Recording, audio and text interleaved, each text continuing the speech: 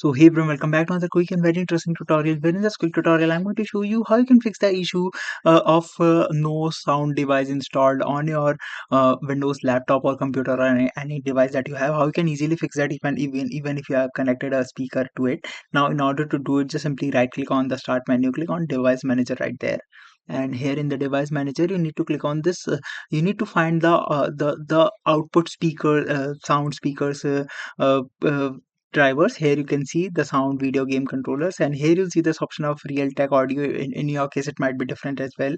I have two drivers, that is AMD and Realtek. I just simply need to update both of them to the latest version so that the issue will be resolved. And once you do it, just simply give a restart to your computer to make the changes, and your definitely a problem will be get solved. Alright, so that's it for this tutorial. I hope this video will be helpful for you. Make sure to hit the like button and subscribe button for more such helpful and interesting tutorials. See you in the next one. Take care.